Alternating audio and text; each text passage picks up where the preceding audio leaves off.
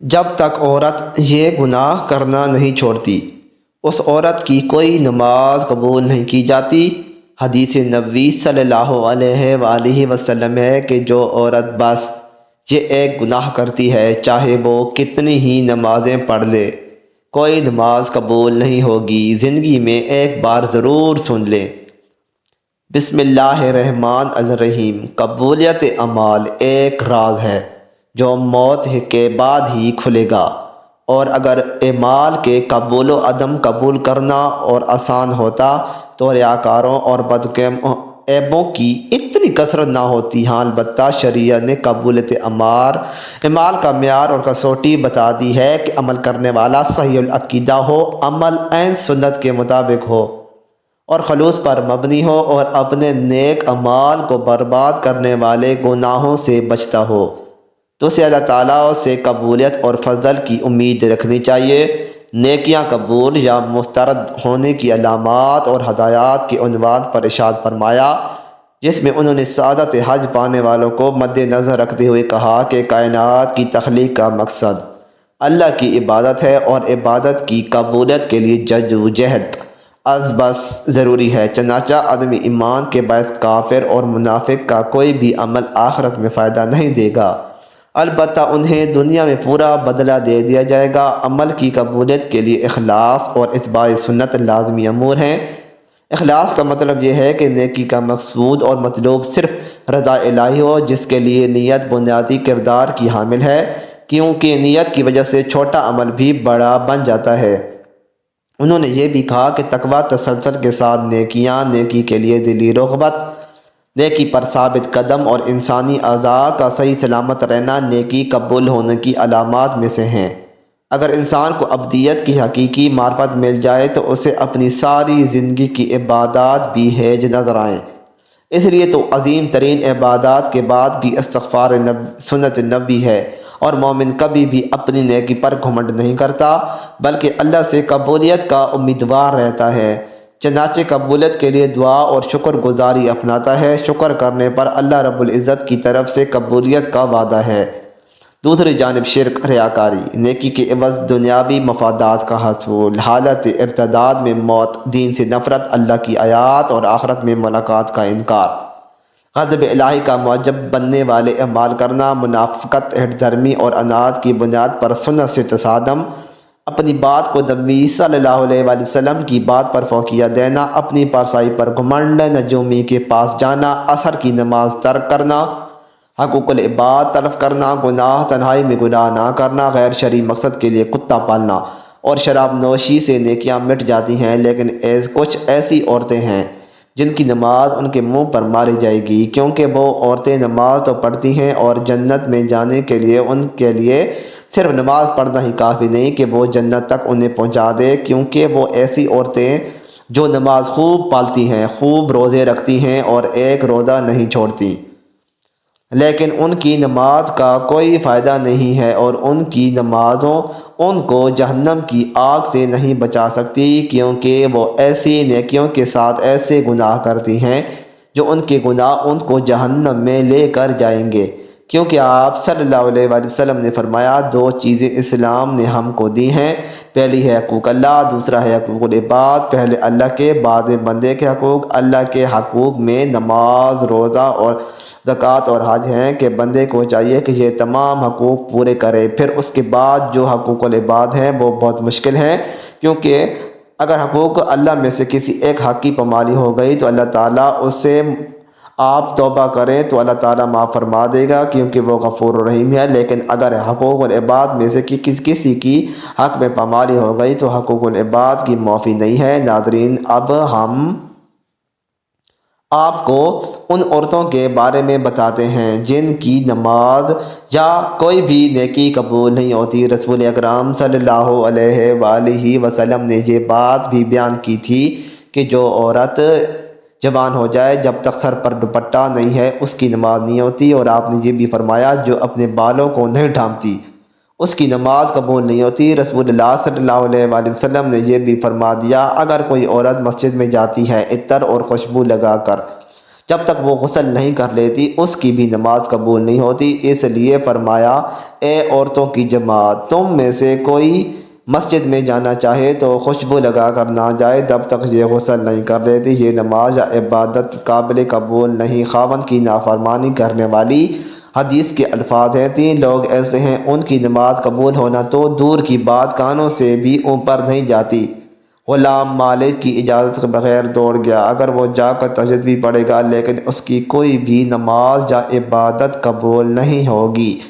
ایسی عورت جو اپنے خاوند کو ناراض کر کے رات گزارتی ہے اس کی بھی نماز قبول نہیں کی جاتی، اور ایسا انسان جو لوگوں کو تو نماز تو پڑھاتا ہے لیکن لوگ اس کی امامت پر خوش نہیں ہیں، پسند نہیں کرتے، شرط یہ کہ کوئی شرعی سبب ہو۔ ویسے مزاج کی بات نہ ہو، اگر انسان کسی سبب کی وجہ سے لوگ اس سے پسند نہیں کرتے تو ایسے انسان کی نماز بھی قبول نہیں ہوتی۔ حضرت ابو ہریرہ سے روایت ہے کہ آپ صلی اللہ علیہ وآلہ وسلم نے فرمایا، 3 لوگوں کی نہ نماز قبول ہوتی ہے اور نہ نیکیوں پر چڑھتی، بھاگے ہوئے غلام کی جب تک اپنے مولا کے پاس نہ جائے اور ان کے ہاتھ میں اپنا ہاتھ نہ دے، ایسی عورت جسے اس کا شوہر ناراض ہو، اور مست شرابی کی جب تک کہ شراب کا اثر ختم نہ ہو جائے۔ اس حدیث کے فائدے میں لکھتے ہیں، مرد عورت پر نگران ہے، عورت اس کے ماتحت ہے، خدا کے بعد عورت کے لیے شوہر ہی ہے، والدین کے حق پر شوہر کا حق غالب ہو گیا ہے۔ اگر مذہب میں کسی کو سجدہ تعظیمی کی اجازت ہوتی تو عورت کو ہوتی کہ وہ شوہر کو سجدہ کرے۔ حدیث پاک صلی اللہ علیہ وآلہ وسلم میں ہے، عورت کے لیے اس کا شوہر جنت ہے یا جہنم، کیونکہ اس کے حق کو ادا کر کے جنت پا سکتی ہے۔ جس کا اتنا بڑا حق ہو بھلا اسے کیسے ناراض کیا جا سکتا ہے؟ خدا نے جسے رفیق حیات بنایا ہے، زندگی بھر کا ساتھی اور معاون بنایا ہو، دنیا میں جو اس کے بغیر گزارا نہیں، اسے کیسے ناراض رکھا جا سکتا ہے؟ اس لیے اگر شوہر ناراض ہو جائے تو اسے راضی کرنے کی کوشش کرنی چاہیے، کیونکہ اس کے بغیر دنیا آخرت میں نقصان ہے۔ حضرت عائشہ رضی اللہ تعالی عنہ کی روایت ہے کہ نبی کریم صلی اللہ علیہ وآلہ وسلم نے فرمایا، بالغہ عورت کی نماز سر ڈھانپے بغیر قبول نہیں ہوتی۔ اس حدیث میں نماز کے دوران سر ڈھانپنے کا حکم ہے، چنانچہ اگر عورت دوران نماز سر نہ ڈھانپے تو اس کی نماز قبول نہیں ہوتی۔ عورت کو نماز میں ہاتھ، پاؤں اور چہرے کے علاوہ باقی سارا بدن ڈھکنا ضروری ہے، سینہ بند ضروری نہیں۔ ایسے باریک کپڑوں میں جس سے بدن جھلکے نماز نہیں ہوتی۔ جو کپڑے ایسے باریک ہوں کہ ان کے اندر سے بدن نظر آئے، ان سے نماز نہیں ہوتی۔ نماز کے لیے دوپٹہ موٹا استعمال کرنا چاہیے، چہرہ، دونوں ہاتھ گھٹنوں تک اور دونوں پاؤں ٹخنوں تک۔ ان 3 اعضاء کے علاوہ نماز میں پورا بدن ڈھانکنا عورت کے لیے نماز کے صحیح ہونے کی شرط ہے، اس کے بغیر نماز نہیں ہوگی۔ خواتین کا یہ کہنا ہے کہ جب بندوں سے پردہ نہیں تو خدا سے کیا پردہ، بالکل غلط ہے۔ اللہ تعالیٰ سے تو کپڑا پہننے کے باوجود آدمی چھپ نہیں سکتا، کیا پورے کپڑے اتار کر نماز پڑھنے کی اجازت دے دی جائے گی؟ پھر بندوں سے پردہ نہ کرنا ایک مستقل گناہ ہے۔ جو عورت اس گناہ میں مبتلا ہو اس کے لیے یہ کیسے جائز ہو گیا کہ وہ نماز میں بھی سطر نہ ڈھانکے؟ الغرض عورتوں کا یہ شبہ شیطان نے ان کی نمازیں غارت کرنے کے لیے ایجاد کیا ہے۔ نماز کے دوران سر کھل جائے اور 3 بار سبحان اللہ کہنے کی مقدار تک کھلا رہے تو نماز ٹوٹ جائے گی، اور اگر سر کھلتی ہی فوراً ڈھک لیا تو نماز ہو گئی۔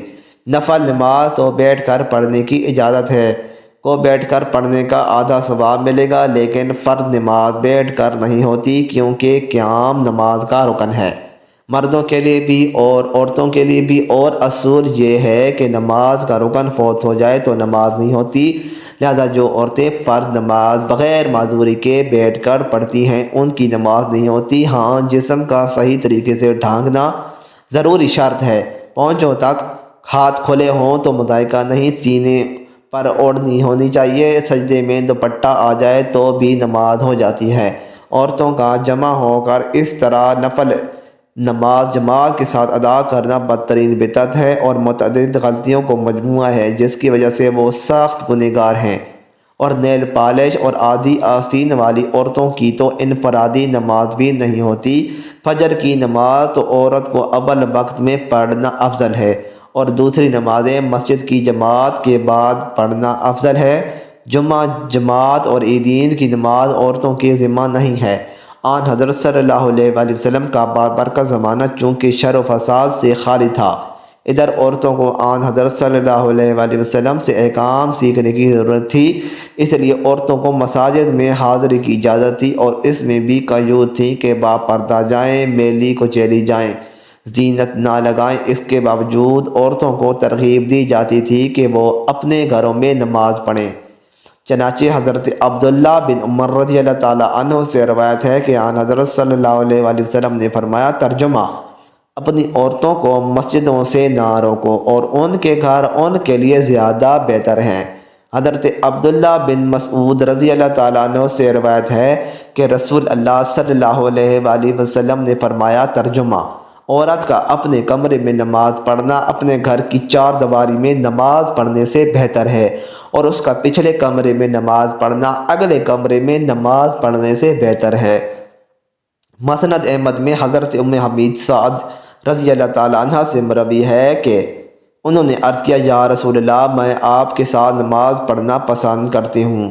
آپ صلی اللہ علیہ وآلہ وسلم نے فرمایا، ترجمہ: مجھے معلوم ہے کہ تم کو میرے ساتھ نماز پڑھنا محبوب ہے، مگر تمہارا اپنے گھر کے کمرے میں نماز پڑھنا گھر کے صحن میں نماز پڑھنے سے بہتر ہے، اور گھر کے صحن میں نماز پڑھنا گھر کے احاطے میں نماز پڑھنے سے بہتر ہے، اور احاطے میں نماز پڑھنا اپنے محلے کی مسجد میں نماز پڑھنے سے بہتر ہے، اور اپنے محلے کی مسجد میں نماز پڑھنا میری مسجد میں میرے ساتھ نماز پڑھنے سے بہتر ہے۔ راوی کہتے ہیں، حضرت ام رضی اللہ تعالیٰ عنہ یہ ارشاد سن کر اپنے گھر کے لوگوں کو حکم دیا کہ گھر سب سے دور اور تاریک ترین کونے میں ان کے لیے نماز کی جگہ بنا دی جائے۔ چنانچہ ان کی ہدایت کے مطابق جگہ بنا دی گئی، وہ اسی جگہ نماز پڑھا کرتی تھی جہاں تک کہ اللہ تعالیٰ سے جا ملی۔ یہ تو آن حضرت صلی اللہ علیہ وآلہ وسلم کے دور سعادت کی بات تھی، لیکن بعد میں جب عورتوں نے ان قیود میں کوتاہی شروع کر دی جن کے ساتھ ان کو مساجد جانے کی اجازت دی گئی،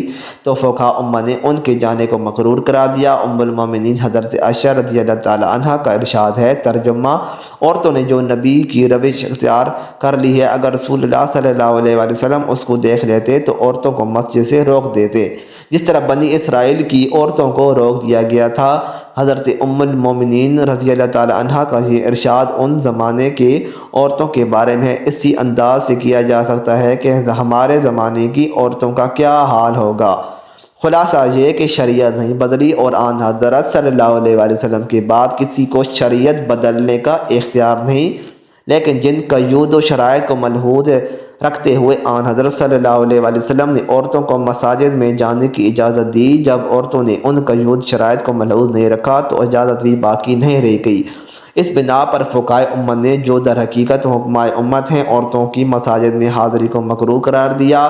گویا یہ چیز اپنی اصل کے اعتبار سے جائز ہے، مگر کسی عرض کی وجہ سے ممنوع ہو گئی ہے۔ اس کی مثال ایسی ہے کہ وبا کے زمانے میں کوئی طبیب امر کھانے سے منع کر دے، اس کے معنی یہ ہے کہ اس نے شریعت کے حلال و حرام کو تبدیل کر دیا، بلکہ یہ مطلب ہے کہ ایک چیز جو جائز حلال ہے وہ ایک خاص موسم اور ماحول کے لحاظ سے مضر صحت ہے، اس لیے اس سے منع کیا جاتا ہے۔ اللہ پاک ہمیں دین کی سمجھ نصیب فرمائے اور ہمارا خاتمہ ایمان پر فرمائے، آمین۔ مزید اچھی ویڈیوز کے لیے چینل کو ضرور سبسکرائب کریں، ویڈیو کو لائک اور شیئر کرنا نہ بھولیں۔ شکریہ۔